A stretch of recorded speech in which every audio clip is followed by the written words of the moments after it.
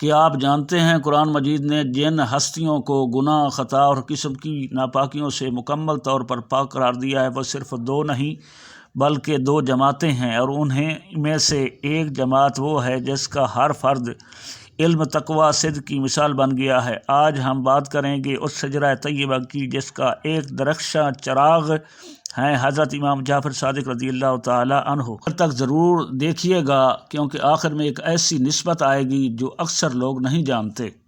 روحانی آغاز۔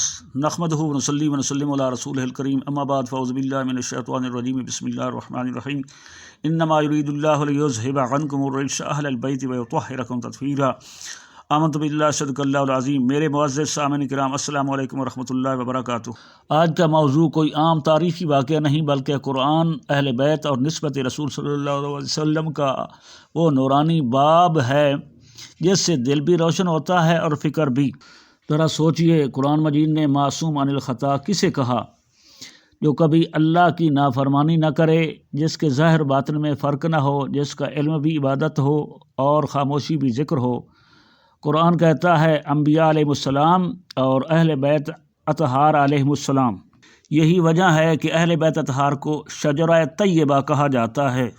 شجرہ طیبہ ایک ایسا درخت جس کی جڑ محبوب خدا سید الانبیاء صلی اللہ علیہ وسلم ہیں، جن کا تنا سیدنا علی المرتضیٰ کرم اللہ وجہ الکریم اور سیدۃ النساء العالمین سیدہ فاطمہ الزہرا رضی اللہ تعالی عنہا ہیں، اور جس کی شاخیں حضرت امام حسن اور حضرت امام حسین رضی اللہ تعالی عنہما ہیں اور ان کی اولاد پاک، اور اس درخت کا ایک روشن چراغ حضرت سیدنا امام جعفر صادق رضی اللہ تعالی عنہ ہیں۔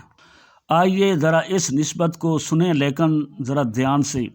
حضرت امام جعفر صادق رضی اللہ تعالی عنہ بن حضرت امام محمد باقر رضی اللہ تعالی عنہ بن حضرت امام زین العابدین رضی اللہ تعالی عنہ بن سیدنا امام حسین علیہ السلام بن سیدنا علی مرتضیٰ کرم اللہ وجہ الکریم۔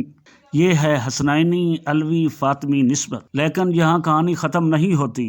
ایک دن کسی نے امام جعفر صادق رضی اللہ تعالی عنہ سے پوچھا، جعفر تو آپ کا نام ہے مگر آپ صادق کیوں کہلاتے ہیں؟ آپ نے فرمایا، میں صدیق اکبر رضی اللہ تعالی عنہ کا نواسا ہوں، اس لیے صادق کہلاتا ہوں۔ یہ وہ نقطہ ہے جہاں بہت سے لوگ رک جاتے ہیں۔ سیدنا ابوبکر صدیق رضی اللہ تعالی عنہ کے دو صاحبزادے حضرت عبد الرحمن رضی اللہ تعالی عنہ، حضرت محمد رضی اللہ تعالی عنہ۔ حضرت عبد الرحمن رضی اللہ تعالی عنہ کی صاحبزادی حضرت اسما رضی اللہ تعالی عنہا کا نکاح حضرت محمد کے صاحبزادے حضرت قاسم سے ہوا۔